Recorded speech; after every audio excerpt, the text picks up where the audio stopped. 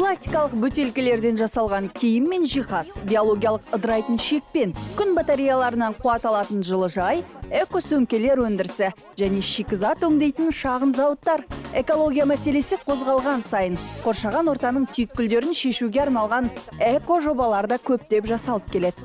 Бұл табиғатқа тиетін зиянды азайтып, ғаламшарымызды тазарта, көгалдандыра түсетін сансыз зерттеулер мен идеялар алаңы. Біз бүгін сондай жобалар туралы сөз қозғамақпыз. Мен Әлия Махамбет, ал бұл GreenTech бағдарламасы. Менің қолымда кәдімгі біз білетін полиэтилен пакеті. Мұнайдан жасалады және бұл затсыз қазіргі өмірімізді елестету қиын. Қазір ол күнделікті және өте үлкен көлемде қолданылады. Айта кетейік, мұндай пакеттің ыдырауы үшін жүздеген жыл қажет. Онда да ең қолайлы жағдай жасалса ғана. Бүгінде бұл қоқыс атауының бірден-бір синониміне айналғандай. Десе де мәселенің шешімі көп күттірген жоқ. Қазір биологиялық ыдырайтын қалталарға басымдық беріле бастады. Олар бактериялар толықтай жойып жібере алатын жүгері, кокос немесе күріш крахмалынан, соя ақуызынан және сол сияқты өзге де материалдардан жасалады. Иә, біз биологиялық ыдырайтын пакеттерді өндіреміз. Міне, үлгісін көрсетейін. Қандай түрі?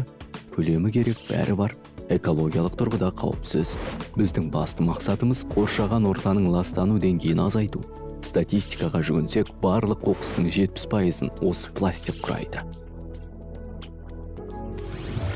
Мұндай пакеттің біреуін шығару үшін 35-50 теңге керек. Әрине арзан емес, әсіресе үйдің жанындағы кез келген дүкенде тегін таратылатын полиэтилен қалталарымен салыстырғанда.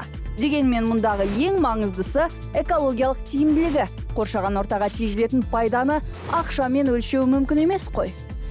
Бұл жаңа технология болғандықтан әлі кеңінен тарала қойған жоқ. Шикізат үшін қолданылатын қоспалардың өзі арзан тұрмайды. Ең қымбат технология және ең қымбат шикізат. Ал елімізде мұндай өндірісі жоқтың қасы. Кез келген қаланың, тіпті өзіміздің Нұр-Сұлтанның сыртына шықсаңыз, не болып жатқанын көресіз. Пластик пен ластану мәселесі барлық жерде кеңінен етек алған. Ал 5-10 жылдан кейін не болады? Біз келер ұрпаққа не қалдырып жатырмыз? Меніңше, біздің бұл мәселе жөнінде қазірден ойланып, көбірек қаражат жұмсағанымыз артық болмайды. Есесіне бізге берілген әдемі әлемді сақтап қала аламыз.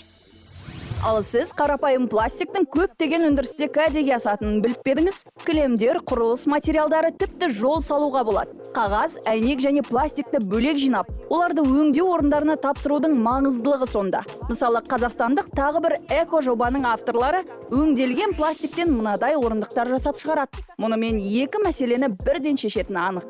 Біздің компанияның басты мақсаты қаламызды, елімізді пластик қоқысынан тазарту еді. Өйткені бұл мәселе күннен күнге ушығып барады. Ол өздігінен шешілмейді. Кейін осындай керемет бизнес идеяны жүзеге асыруға мүмкіндік туды. Пластиктен қажетті өнім жасап шығардық. Бұл кейін қоғамдық орындарға қойылатын орындыққа, қоқыс жәшігіне айналады. Сөйтіп еліміздің қалаларына сән береді.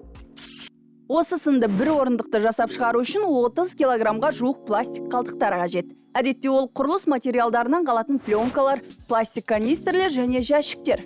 Құм мен пластиктен жасалған орындықтар ағаштан қағылғандарға қарағанда берік келеді, оны әдейі сындыру өте қиын. Оған қоса, пластик қоқысынан жасалған кіші архитектуралық формалар жүздеген ағашты сақтап қалуға мүмкіндік береді. Ғажайып немене? Біздің өндірістің экологиялық деп аталатын себебі біз пластикті өзіміз өңдейміз, өзіміз бөлеміз, сұрыптаймыз, өзіміз қайта өңдейміз.